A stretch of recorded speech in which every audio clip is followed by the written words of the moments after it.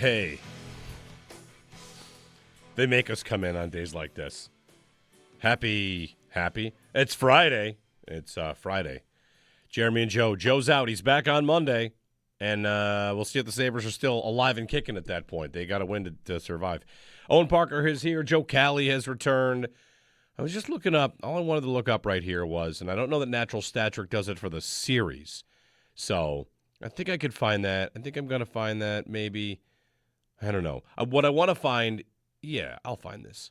I want to find goals above expected, saved above expected for Luukkonen, Lyon, and Dobesh in this series. But you know what? Who cares? Like on some level, make us feel any better. Like, really, who cares? Who cares? Yeah.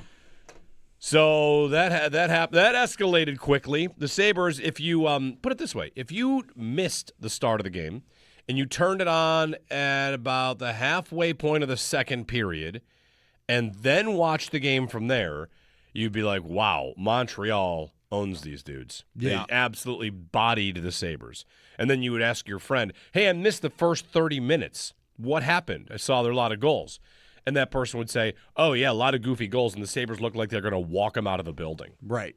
It looked like the Sabres were going to win that game by 4. Correct. In the second period while they're up 3-2. And then,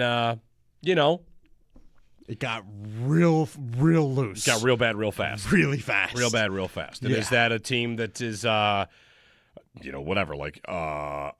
that it's not their night, afraid that goofy bounces are going in, afraid that they can't trust the goaltender that's in the net? I don't know. It could be a lot of those things. There's a lot of things, yeah. A lot of those things. It's there's going to be a lot to get to, of course, today. And the series is not over. It's going to be difficult to not sound like it's over. Yeah. Because we now have a third game where for basically half of it is Montreal caving them in. Yeah. Which they have not done to Montreal since the first 30 minutes of Game 1. And we are now heading to Game 6. And since the first 30 minutes of Game 1, the Sabres have not had a stretch of hockey where they are A, good, and B, caving Montreal in. Yeah. I guess you could say like first 10 minutes of Game 5. There have been moments where they've been playing well. Game 4. There have been moments where they look like they're playing well, but so is Montreal. And I feel like what has happened is there have been that has happened early in these games, and then all of a sudden the Sabres lose it and Montreal keeps it. And it's, Montreal now using the Sabres as a punching bag for the last half of the game. And it's been tough. That's happened a few times here.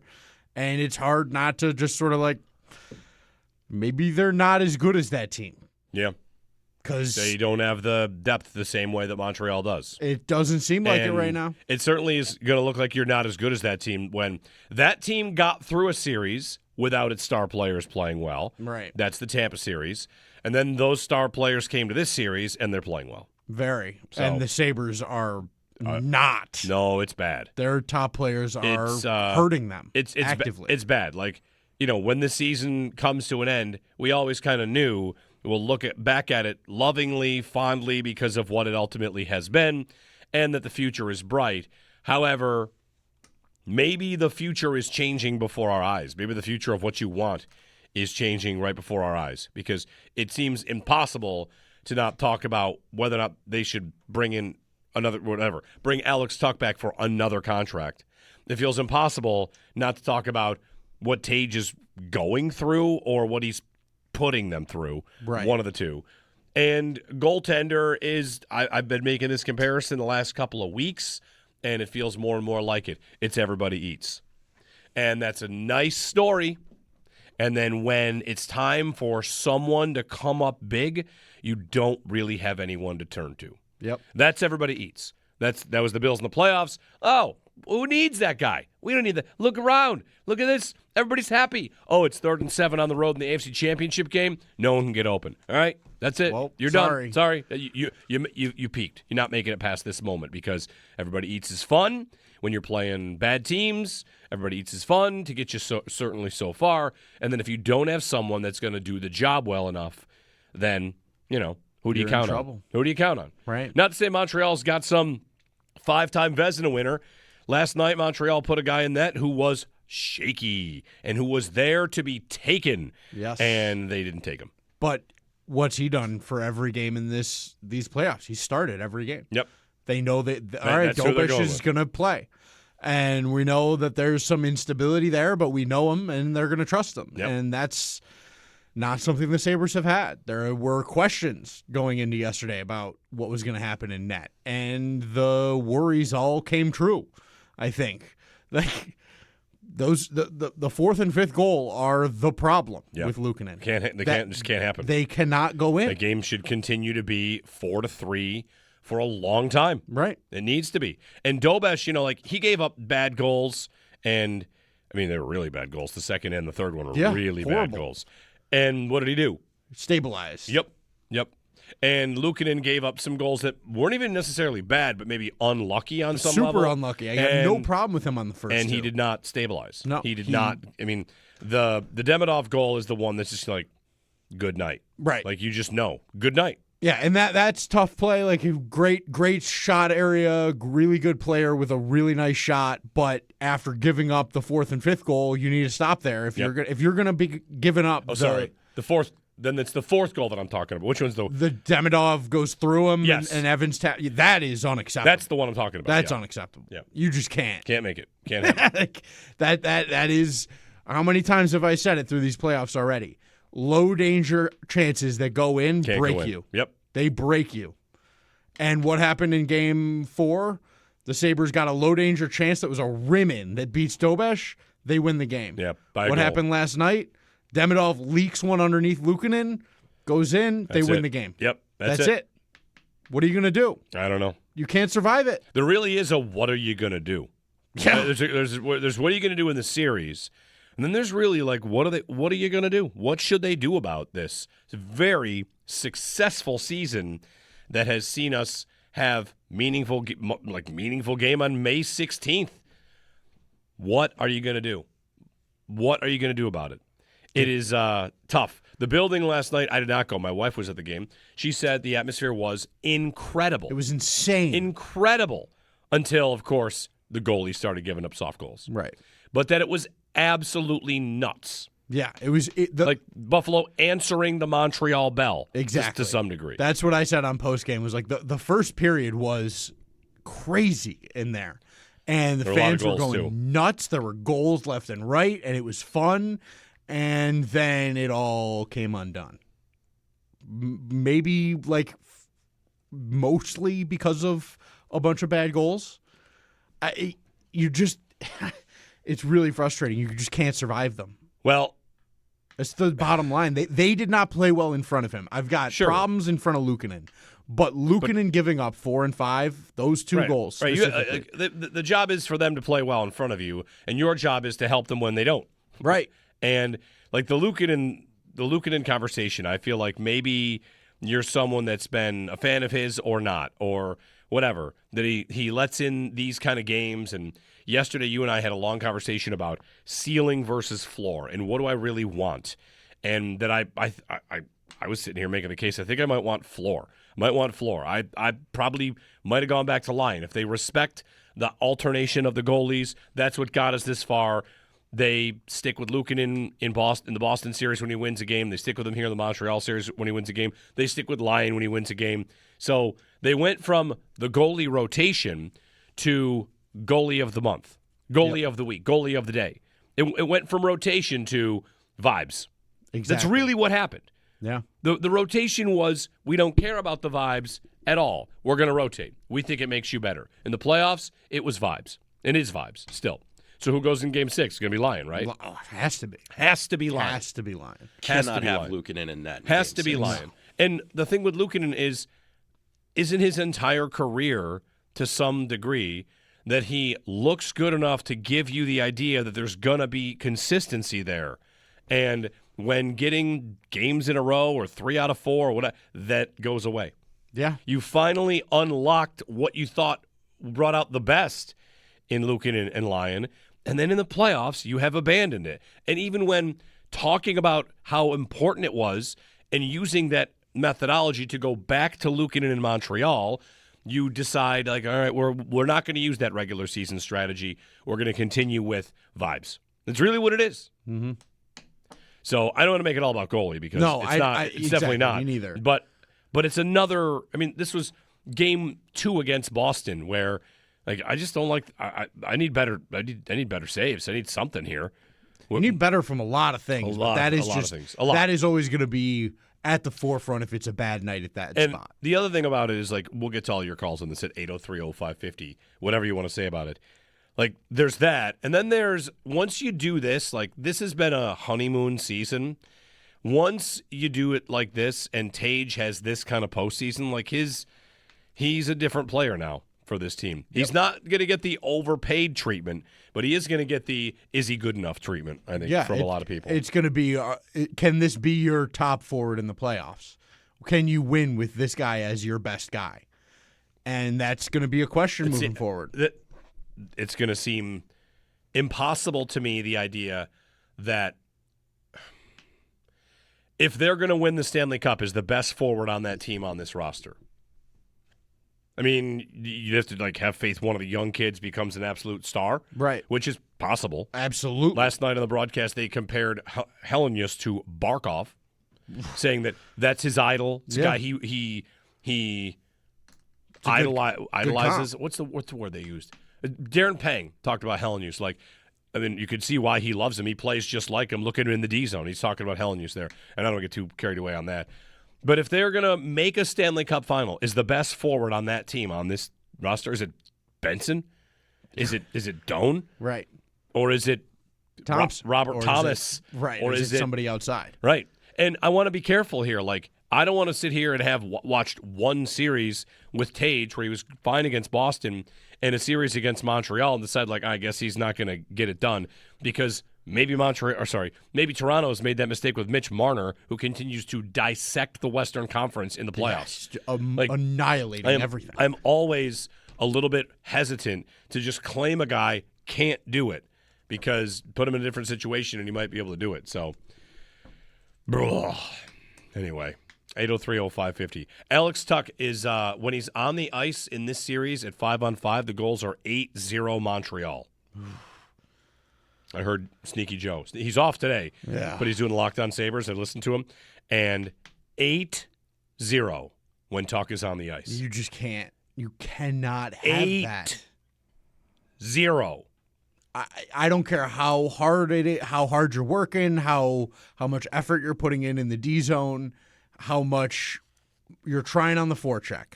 You're getting outscored 8-0 as a first-line player in the NHL playoffs. Your team is underwater. Yep. And he's out there on the penalty kill, so overall it's 10-0. Right. He's been on the ice for 10 goals, 8 even strength, 0 goals for. That's really, really, really tough. I don't know.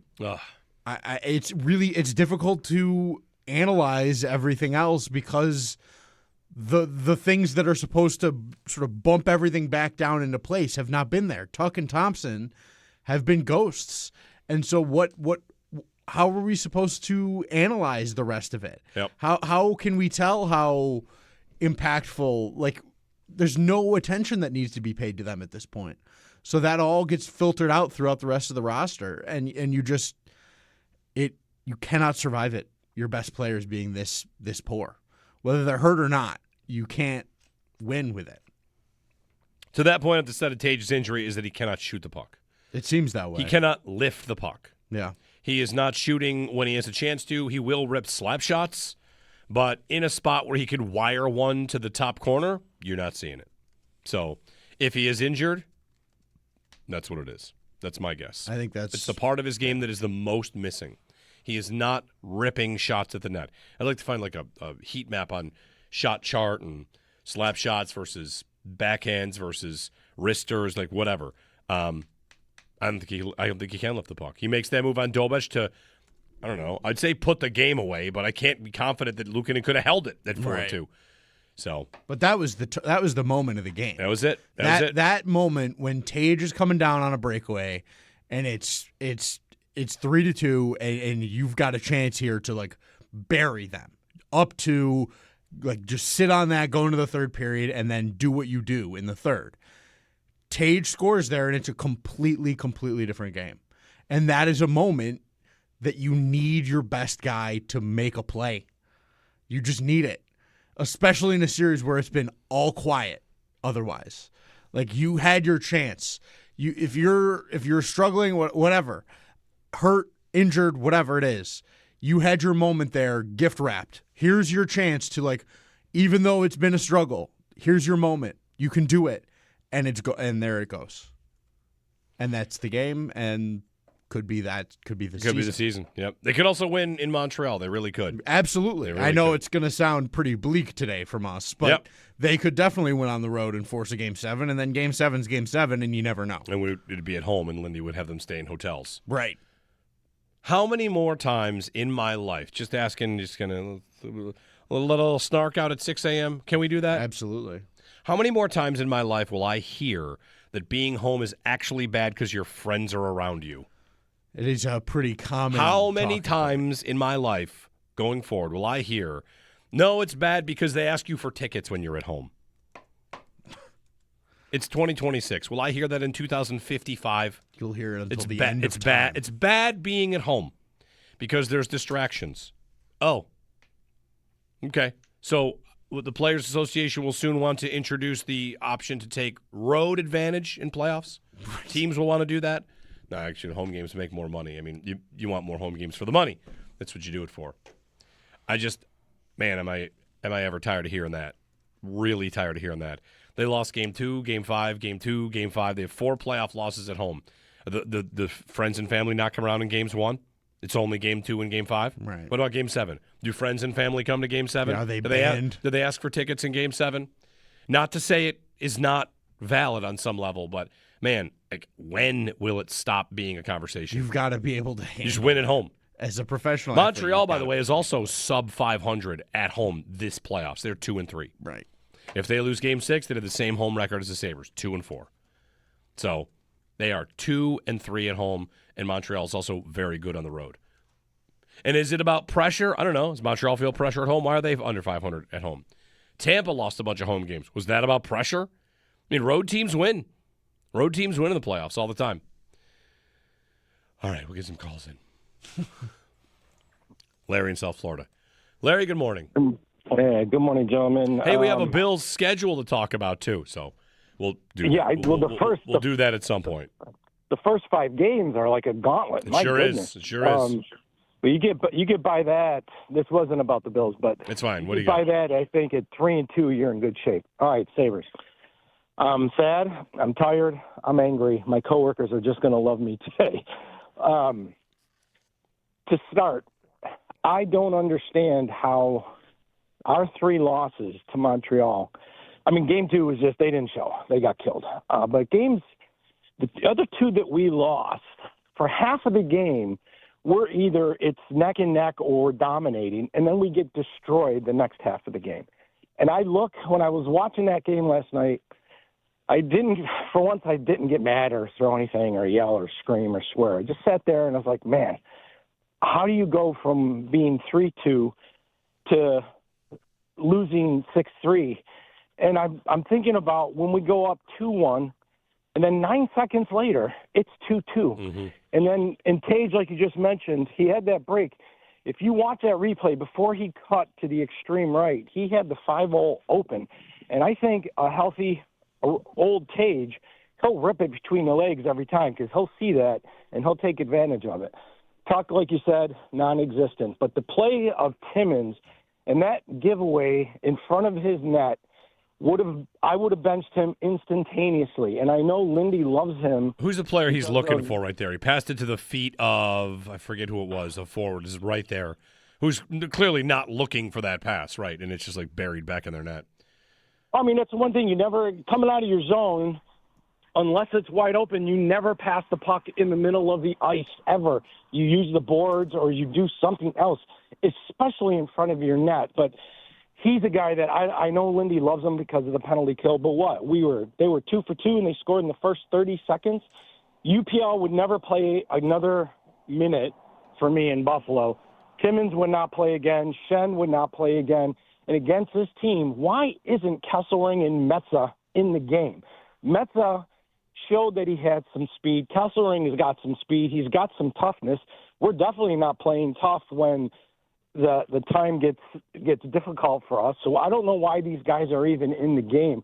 I understand against Tampa and Boston, but why is UPL even a consideration? I know he had a good game in Montreal, but goal number 2 in Montreal, it was soft. So I'm putting Lions, and I'm making some major changes for next year. And what is going on with Tuch? If you listen to his post game, he sounded so defeated, so deflated, and I was like, I think these guys are done. I think Montreal is going to go in there and close the series out. But hey, we're still in it. It's not over. But I don't know what we're going to do. But I'm not playing Timmins, Shen, Stanley, even Greenway. I'm done with him too. Like, how many times that guy drop a stick or break a stick? See you later. Let's get in the fast, puck-moving defenseman, and let's see what happens. Thanks, Larry. I don't anticipate lineup changes. I mean, Timmins not coming out, right? He's too important for them on the penalty kill. I think Lindy really likes Timmins. Probably. I just don't think he's coming out. I hear you. It was a mess last night. It was bad from him. A mess. And so, I think you're probably right. He's too valuable for what they do in terms of penalty killing, and his shot blocking is really effective. But he was a disaster last night, and he has been up and down throughout these playoffs. And yeah, I mean the Shen thing is like, how valuable is his penalty killing? Because I don't know, you're getting nothing 5-on-5 that is going to help you in any way. He hasn't really hurt you, so I'm not mad at him, but you're in a point now where you need all the help you can get. You're not trying to survive; you're trying to claw back. So it might be time to take a risk there. Your worst players at 5-on-5 are your top line. I saw a chart yesterday with some of their numbers. Have you got a 31% goal share in this series? Expected goal share? Yeah, like your top line is if it's your top line, they're your worst players. And you want to almost remove Krebs from that because I don't think Krebs is playing poorly. I think he's with 2 players that are. Right? Yeah, I mean he's never going to be the driver of whatever's happening on that line. I think that whatever's happening on that line, he's going to kind of go with. If they're struggling, he's going to struggle. If they're playing well, he'll probably be fine. It's going to be pretty rare that he's on the other end of whatever Tuch and Thompson are doing. Yeah. So the blame definitely lays with those 2 guys, and there it is. Krebs, Tuch, Thompson, a 31% expected goal share in this series. 31. That's just Norris, Benson, Doan, 54%. Yeah. Which is a good number. Yep. Helenus, Jacquin, Zucker, 75%. Oh, jeez. I mean, they have a bunch of lines that have done well. They're really getting killed. But their top line, who plays the most, isn't good right now and can't produce for them. And you can't live with it. 803-0550 is our phone number. Dominic, we'll get to your call. We'll talk about the Bills' schedule. I've got good news on the Bills' schedule. Some of these advanced, fancy numbers you can look into on travel and rest. There's a very good thing to look at on the Bills' schedule. So, I'll tell you that along the way. A nice rose of the day on that. 803-0550, a day full of maybe a lot of thorns. Not over. Series is not over. They got to win in Montreal, and that looks tough the way they're playing. We're talking about it with you here on WGR.